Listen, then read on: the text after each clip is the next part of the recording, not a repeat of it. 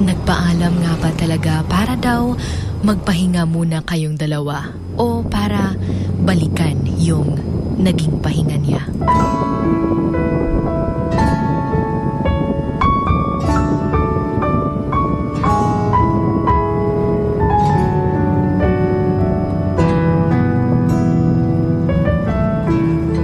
Sabi nila, first love never dies. Pero hindi naman ikaw yung first love niya. Pero siya yung first love mo.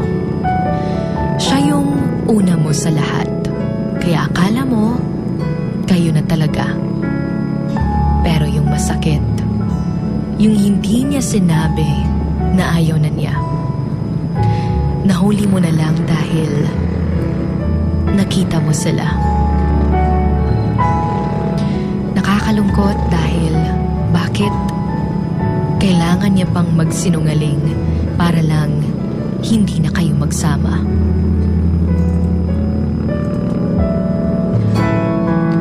When you think of love, do you think of pain? Ika nga sa isang kanta, why do people fall in love and then end up crying? Bakit yung yakap niya na yun sa'yo ay nangangahulugang paalam? Why does gladness become sadness? Bakit ang daling tapusin lahat ng iningatan mong buuhin? Bakit ang dali lang sa kanya na magpaalam kahit mahal na mahal mo pa siya? Mahirap mag-pretend na wala kang alam.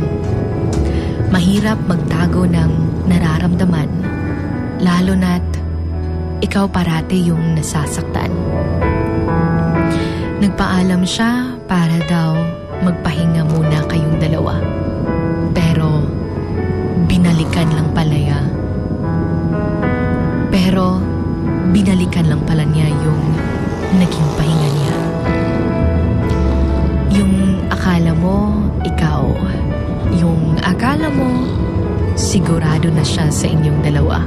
Pero wala pala talagang makakatumbas sa pagmamahal niya para sa first love niya.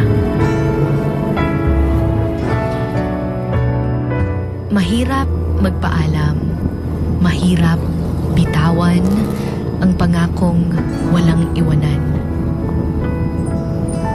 Pero some goodbyes will set you free. You don't learn to unlove them. Instead, you learn to love yourself more. Because every pain gives us a lesson. And every lesson changes a person. And one day, you will meet someone who will understand your story and protect you. Because they don't want you to suffer the same pain again.